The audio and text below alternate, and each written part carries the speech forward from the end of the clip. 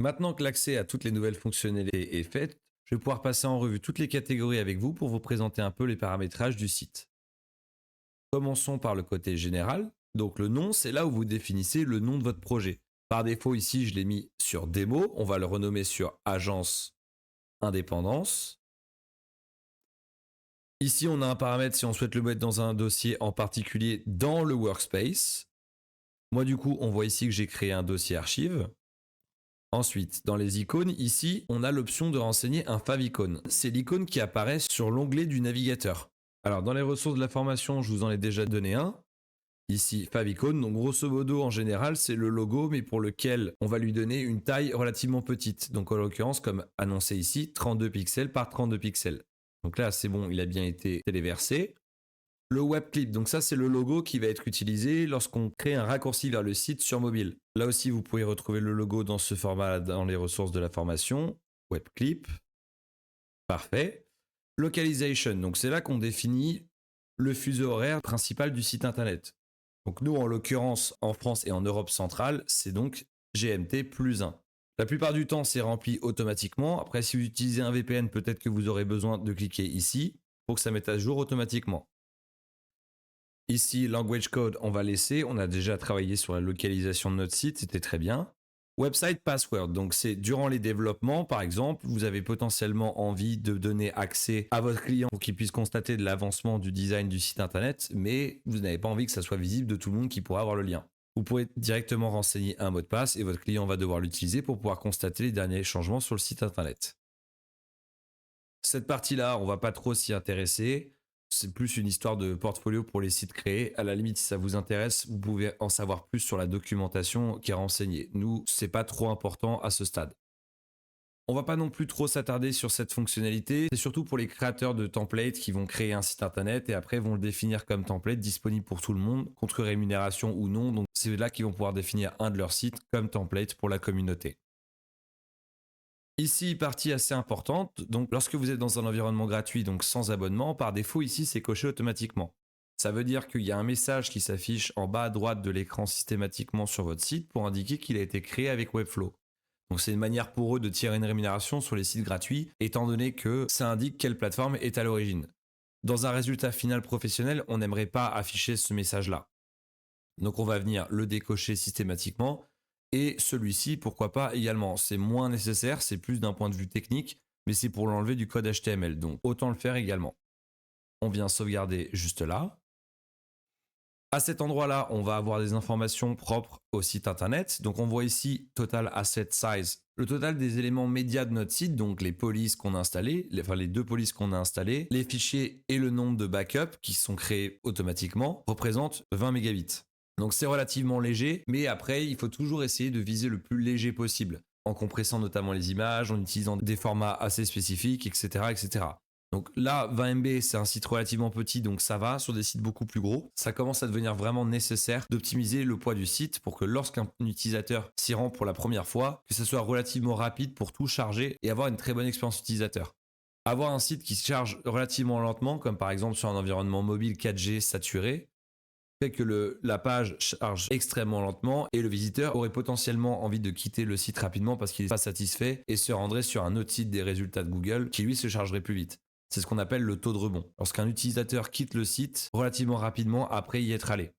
Après, on a différentes informations, la dernière fois qu'il a été publié, la dernière fois qu'il a été mis à jour, quand il a été créé, etc. On a aussi un aperçu du nombre de collection items. Donc pour nous, c'était le nombre d'agents groupés au nombre d'équipements et au nombre de propriétés et commentaires. Donc on a 98 et le nombre de pages où on peut aller sur cet abonnement jusqu'à 150 pages. Et ici, on a ce qu'on appelle des logs, donc des écritures concernant l'activité sur cet environnement-là. On voit ici que j'ai souscrit à l'abonnement CMS il y a 5 minutes. On voit également que j'ai mis à jour les paramètres d'internationalisation il y a 4 jours, etc., etc.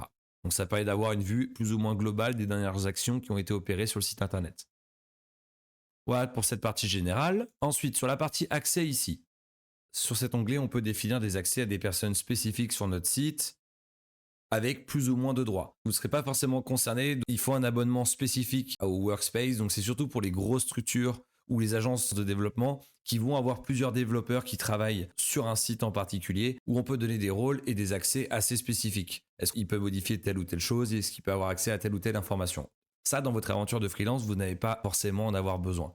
Et si un jour vous en avez besoin, la documentation de Webflow sur le sujet est assez fournie, donc vous pourrez retrouver toutes les informations que vous avez besoin. Par contre ici, Editor Access, c'est assez intéressant. Comme je l'avais brièvement évoqué au début de ce module sur la création de site internet, nous on a travaillé dans le mode designer, où on a créé toute l'architecture de la page, le design, etc. Mais on a également le mode editor, qui permet de simplement modifier les textes, les images, sans changer le squelette de la page. Donc ça, c'est un statut qui est parfait pour votre client à partir du moment où vous avez livré le site et que vous n'êtes plus amené à faire des modifications à l'avenir. Votre client pourra modifier le texte, les images, etc. sans affecter le squelette, le style et l'apparence globale du site internet. Donc on voit ici qu'il faut d'abord que le site soit publié et après on peut directement ajouter un utilisateur. Dans le cadre de votre client, comme il aura son propre compte avec son propre abonnement, il aura accès au designer également, donc il devra basculer sur le mode éditeur pour ne pas faire de bêtises, ou tout simplement s'il n'est pas à l'aise pour faire ça dans le mode designer directement. Ici, ça va pas trop nous intéresser, c'est si on souhaite afficher Webflow un peu sous forme de marque blanche, donc ça va vraiment être plus pour les agences de développement dans le même esprit que la fonctionnalité ici. La partie publiée ici qu'on va remettre à la vidéo suivante et couvrir en détail. Billing ici, c'est tout simplement tout ce qui est relatif à vos factures. C'est là que vous pouvez les télécharger, transférer, changer la carte bancaire, etc. Plans, on l'a vu juste avant, donc c'est là pour souscrire un abonnement et notamment aussi avoir toutes les informations pour comparer les différents types d'abonnements. Si vous souhaitez explorer plus en détail ce qui est compris ou non, par exemple, quand je vous avais parlé de la possibilité de faire un blog, on voit ici que pour avoir la fonctionnalité de RSS feed, c'est disponible qu'à partir du plan CMS. Avec le plan basique, on ne peut pas. Donc voilà, ce tableau est relativement intéressant. Il est disponible aussi sur le site internet sans avoir à passer par le dashboard de Webflow. Juste là, on a Site Usage, donc qui permet d'avoir les informations de la bande passante. Dans la formule gratuite, on a le droit à 1 giga de bande passante et dans l'abonnement CMS que j'ai souscrit, on a le droit à 50 gigas de bande passante. C'est ici que vous pouvez surveiller l'utilisation de cette bande passante tout au long du mois et potentiellement à l'avenir réadapter votre abonnement en conséquence, ou si vous voyez qu'il y a quand même peu de flux par rapport à la bande passante utilisée, considérez à retravailler les médias utilisés sur le site, notamment en réduisant leur taille. Passons ici à cet onglet SEO. Donc déjà, on voit ici qu'il nous dit que d'un point de vue SEO, il est important de renseigner un meta title et une meta description. Donc ça, c'est ce qu'on a fait directement dans la section juste avant, ainsi que les informations Open Graph pour les réseaux sociaux. Juste en dessous, on a les paramètres d'indexation. On nous demande si on veut que le nom de domaine webflow.io soit indexé sur Google, c'est-à-dire qu'il soit référencé dans les résultats de Google. Logiquement, si on lance sur un nom de domaine personnalisé, on ne veut pas qu'il y ait un doublon avec le nom de domaine webflow.io. Donc du coup, on va venir décocher directement ici. Si par contre vous n'utilisez le site qu'en webflow.io de manière permanente et que vous n'avez pas pour objectif de le mettre sur un nom de domaine personnalisé, alors là, vous allez laisser la case cochée. Par défaut, je crois qu'il est automatiquement activé à partir du moment où on n'a qu'un nom de domaine webflow.io d'activer. On vient faire sauvegarder. Ici, on a un encart robot.txt. C'est si on souhaite donner des directives assez particulières au crawler. Donc crawler, pour rappel, ce sont les robots automatiques de Google qui viennent scanner les pages. Il y a différentes manières de lui donner des informations, comme par exemple, je veux pas que tu scannes ces pages-là, etc., etc. Donc c'est là où on peut renseigner ces paramètres personnalisés. Généralement, c'est pas nécessaire d'entrer dans le détail, ils peuvent se débrouiller tout seuls. C'est vraiment que sur les gros sites de grosses structures où ça va être nécessaire de jouer un peu avec ce paramètre-là. Me concernant, je n'ai jamais vraiment utilisé le robot.txt. Ça n'a jamais affecté en mal le référencement de mes sites ou ceux de mes clients. La sitemap que j'avais évoquée brièvement dans la section précédente qui permet de référencer l'intégralité des URL du site, donc notamment très pratique pour que Google puisse avoir un accès directement à toutes les URL disponibles, même si ça ne va pas l'empêcher malgré tout de naviguer entre les pages. Alors on a la possibilité soit de la renseigner nous-mêmes, donc avec l'intégralité des liens manuellement, soit on fait générer automatiquement et à chaque fois qu'il y a une publication, ça mettra automatiquement à jour le fichier qui sera disponible sur /sitemap.xml, après le nom de domaine de notre site internet. On vient faire sauvegarder, et on vient d'ailleurs faire sauvegarder ici aussi. Google Site Verification, c'est nécessaire si on souhaite connecter notre site internet à la plateforme Google Search Console, qui permet d'avoir des statistiques des personnes qui arrivent sur notre site internet directement depuis Google. Quels mots-clés ont été utilisés, quel est le trafic, quelle est la position moyenne des pages de notre site internet sur les mêmes requêtes par rapport à des sites concurrents, etc., etc. Et enfin, on a ici Global Canonical Tag URL. Donc là, ça va être assez peu fréquent dans votre utilisation, je pense. Donc c'est dans l'éventualité où vous avez la même page qui est disponible sur 2 liens directement. C'est assez utile, notamment dans les sites e-commerce. On peut avoir par exemple un article comme un ordinateur qui est disponible et dans la barre d'adresse en haut, il peut être disponible sur article / le nom de l'ordinateur ou article / sa référence par exemple. Donc c'est 2 fois la même page mais disponible à 2 URL différentes. Et il est important de préciser pour Google laquelle des 2 pages est considérée par défaut, pour pas que ça soit considéré comme du contenu dupliqué, ce qui pourrait pénaliser le site internet. Notre onglet forme ici où on peut accéder à tous les paramètres du formulaire. On commence par Sender's Name, donc lorsque votre client va recevoir ses demandes par le formulaire du site par email, c'est donc le nom de l'émetteur qui apparaîtra. Par défaut, c'est défini sur Webflow Forms, donc on n'est pas forcé de changer ça, mais si on veut faire quelque chose de plus propre, on peut se dire formulaire agence par exemple. Ici, c'est l'adresse email principale sur laquelle sera envoyé directement les soumissions du formulaire. Donc par défaut, ça met l'adresse email du compte, mais on peut en renseigner plusieurs. Si par exemple, je veux mettre contact @2 pixels en plus, voilà.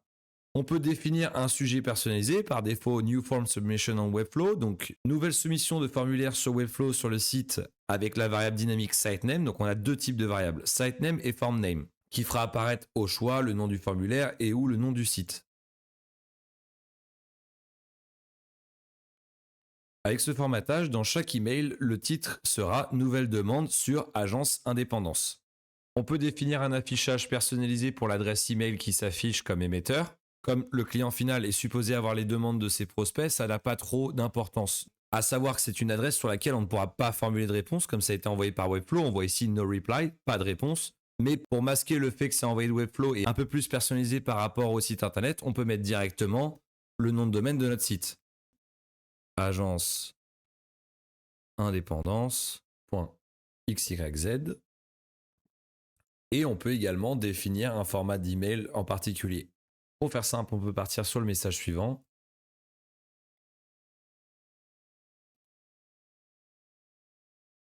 Ici, on reprend notre variable sitename, donc agence indépendance. On voit ici toutes les variables disponibles, sitename, form data and form dashboard URL. Et après, on vient à la ligne message de points avec l'ensemble des valeurs renseignées du formulaire, donc qui seront le nom, l'email, le titre s'il a été renseigné et le message de l'utilisateur. Ici, on a un paramètre si on veut faire apparaître dans l'email ou non le numéro de la soumission sur l'ensemble des soumissions du formulaire. Par défaut, on va le laisser, pourquoi pas. Ici, on peut renseigner les informations pour le reCAPTCHA si vous souhaitez l'utiliser pour le site de vos clients. Donc ça nécessite d'avoir un compte Google et d'aller dans les paramètres de l'API pour pouvoir avoir une clé API reCAPTCHA V2. Et en fait, vous avez cette information site key à renseigner et secret key. Et après, vous pourrez utiliser l'élément reCAPTCHA dans les formulaires du site internet. Ici, Form Integration, c'est ce dont on a parlé dans la partie formulaire, donc à savoir on peut connecter à Zapier, Make, etc. pour pouvoir créer des workflows d'automatisation. Juste après, on a une option si on souhaite se cacher les soumissions de formulaire. Par exemple, si on veut qu'une personne en particulier ait accès à ces données parce qu'elles sont confidentielles, notamment le client. Mais en tant que vous, développeur de site internet freelance, vous souhaitez ne pas avoir accès à ces données-là, vous cliquez ici, vous avez une confirmation et vous ne verrez pas les données personnelles des utilisateurs. Des paramètres supplémentaires ici pour la protection contre le spam. Par défaut, c'est activé. Je vous conseille de le laisser. Par contre, laissez désactiver pour les robots. C'est assez peu fréquent quand même que des robots vont utiliser votre formulaire, mais ça permet d'éviter les faux positifs dans le cas où un utilisateur légitime serait considéré comme un robot. Si par contre le site de votre client commence à avoir vraiment du spam, vous pouvez jouer sur l'un ou l'autre paramètre. Et enfin, ici, on a une information qui nous demande si on souhaite limiter le téléversement de fichiers pour les utilisateurs qui sont connectés au site internet. Donc notamment par exemple pour les sites de e-commerce, il y a un compte utilisateur. Si on veut dire qu'il ne peut envoyer que des documents ou des images à partir du moment où il est login ou non pour le formulaire. Par exemple, un formulaire de support où on doit envoyer un screenshot parce qu'on a rencontré un problème. Il faut être connecté pour pouvoir l'envoyer ou non si on souhaite donner la possibilité d'envoyer un fichier au niveau général pour l'utilisateur anonyme également. Pour finir, c'est ici qu'on a l'ensemble des soumissions du formulaire qui sont disponibles. C'est un tableau qui reprend dans chaque colonne les champs qu'on a renseignés dans notre formulaire, avec les valeurs en dessous qui ont été renseignées par l'utilisateur et d'autres informations comme la date de publication par exemple. La partie librairie ici, c'est intéressant si vous souhaitez aller regarder les templates qui sont disponibles en ligne, payants comme gratuits, et pouvoir les avoir comme ressources, ainsi que d'autres éléments. Pour les polices d'écriture, on a déjà vu ça au début, lorsqu'on a paramétré notre police titre en Roboto et notre police texte en Inter. On peut également ajouter des fichiers directement. Le format que vous retrouverez le plus, c'est TTF et OTF, car il est possible que Google n'ait pas une police en particulier que vous recherchez, donc vous pouvez les ajouter manuellement ici. Et vous pouvez également utiliser une intégration avec Adobe Font, qui est une autre base de données de police. En général, avec Google Font et la partie Upload ici, vous aurez largement à faire. Là, c'est vraiment un service professionnel payant lorsqu'on souhaite aller beaucoup plus loin. Mais on a quand même énormément de polices qui sont disponibles sur ces deux axes-là. Sur cette partie-là, on retrouve l'intégralité des backups, comme on pouvait le voir directement dans le designer également. On peut voir directement une représentation de ce backup et le restaurer. À savoir que dans la formule gratuite, on peut restaurer jusqu'à 1 ou 2 sauvegardes auparavant, il me semble, alors que dans la version payante, on peut revenir beaucoup plus loin et revenir sur une version personnalisée, alors qu'on doit se contenter des sauvegardes automatiques dans la version gratuite. App et Integration, c'est là où on a l'ensemble des applications qu'on a choisies liées à notre site. Pour différentes fonctionnalités, on retrouve Icon Drop qu'on a grandement utilisé pendant le développement de notre site internet. Et c'est également là qu'on peut faire des intégrations avec des services externes, notamment Google Analytics si on souhaite analyser le trafic des utilisateurs sur le site, savoir sur quelle page ils sont arrivés, combien de temps ils sont restés, de quelle page à quelle page ils ont navigué, etc., etc. Donc ça nécessite de créer un compte Google Analytics sur un profil Google et de venir créer une propriété et renseigner l'identifiant ici qui commence très souvent par G-. Google Maps, si on souhaite utiliser les cartes dans le site internet, on doit renseigner une clé API qui se récupère à peu près de la même manière que la clé reCAPTCHA. Donc dans l'environnement plateforme API de Google, vous avez un tutoriel ici si vous souhaitez savoir comment faire. Metapixel, c'est un peu dans le même esprit que Google Analytics. C'est pour tracer un petit peu l'utilisateur et voir comment ils utilisent votre site internet. Si vous avez un compte Meta et donc ce Pixel ID, c'est là qu'il faudra le renseigner. Donc les applications connectées comme on l'a vu. On peut aller ici dans Find an App. Ici, on retrouve une marketplace de Webflow avec l'ensemble des applications connectées à Webflow. Donc certaines qu'on a évoquées, comme Zapier, qui permet de faire l'automatisation. On a Make également. Stripe, si on souhaite connecter un prestataire de paiement, notamment pour les sites d'e-commerce. Voilà, il y a pas mal de possibilités. On a ici un logiciel de design. Ça permet d'ajouter des fonctionnalités supplémentaires qui ne sont pas proposées par Webflow directement et avoir un site beaucoup plus poussé. Revenons ici. Là, c'est des parties qui sont relativement utiles lorsqu'on souhaite faire du développement pur avec les informations disponibles. Un logiciel externe pourrait se connecter à Webflow directement et récupérer les informations du formulaire. Ou inversement, utiliser un webhook qui est donc plus ou moins l'inverse, avoir le site internet qui va renvoyer les résultats du formulaire directement vers un lien d'un autre serveur qui va recevoir ces informations et les traiter. Donc ça, c'est des choses qui sont assez poussées, c'est vraiment du développement pur. C'est si potentiellement votre client a un logiciel métier et souhaite connecter le site internet qu'il vous a commandé avec son logiciel métier, vous serez potentiellement amené à travailler avec le développeur de ce logiciel pour pouvoir intégrer les deux grâce à ces paramètres d'API et de webhook.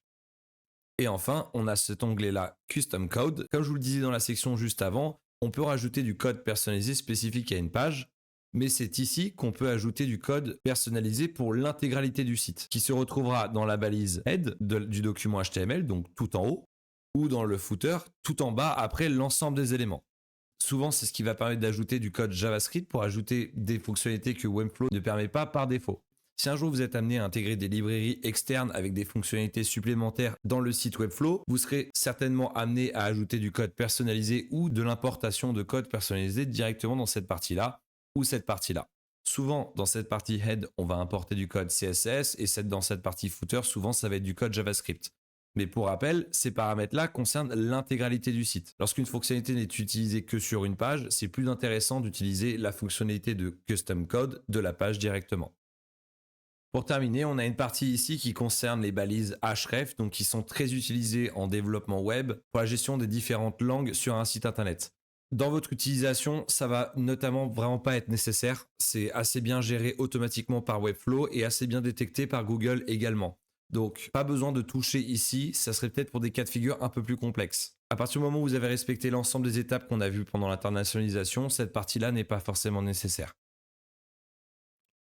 Pour terminer, ici, on a des options en haut, donc en l'occurrence publier, comme on va le voir dans la vidéo suivante. Et après, on a directement des raccourcis ici pour ouvrir le site en mode designer ou en mode éditeur. On peut également partager le site internet pour le montrer à quelqu'un, mais on peut également le transférer. Donc comme je l'ai évoqué dans la vidéo sur les abonnements, la plupart du temps, vous allez commencer à créer votre site sur votre workspace personnel, et à partir du moment où il est prêt, vous allez pouvoir transférer la propriété du site directement à votre client, qui va pouvoir souscrire un abonnement pour pouvoir le publier et vous inviter en tant que guest pour prendre le relais. Comme ça évite de solliciter votre client beaucoup trop tôt dans la création du compte. Et voilà pour le tour de ces paramètres généraux pour le site internet. Dans la prochaine vidéo, on va voir ensemble la souscription d'un nom de domaine personnalisé ainsi que la publication du site.